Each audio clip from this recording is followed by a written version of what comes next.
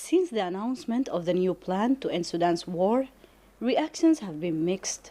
The Sudanese government has voiced reservations about the United Arab Emirates' involvement, accusing it of backing the paramilitary Rapid Support Forces, or RSF.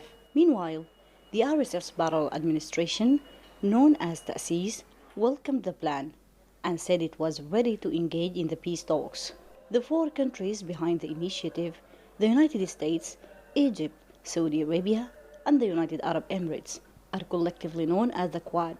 Before this new effort, several have failed to bring Sudan's warring factions together or to stop the violence tearing the country apart. خطأ تشخيص الأزمة السودانية.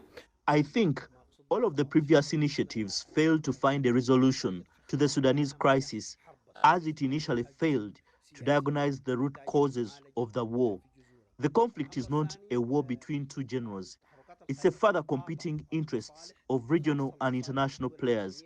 The solution must look at the higher perspective so it can propose a lasting and an effective solution. The Quad roadmap seeks to ease the humanitarian crisis and lay the groundwork for talks between Sudan's warring factions.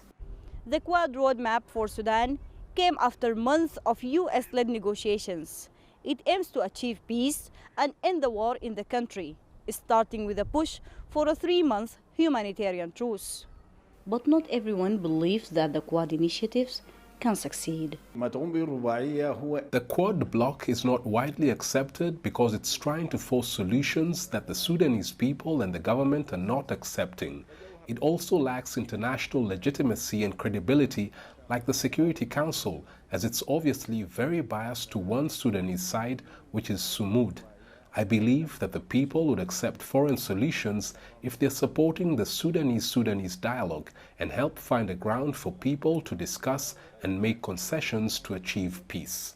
The war erupted in the capital Khartoum in April 2023, quickly spreading to other regions. The conflict has drawn in neighboring countries, with Egypt and others backing the Sudanese army and the government, now based in Port Sudan, while the UAE and Chad, although they deny this, are accused of supporting the paramilitary Rapid Support Forces leader, Mohammed Hamdan Daglo, known as Hemeti.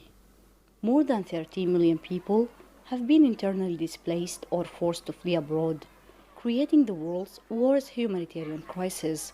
Across Darfur, Kordofan, and the Nuba Mountains, civilians continue to endure famine, ethnic killings, and the siege of entire cities. Naba Mohiddin, CGTN, Port Sudan.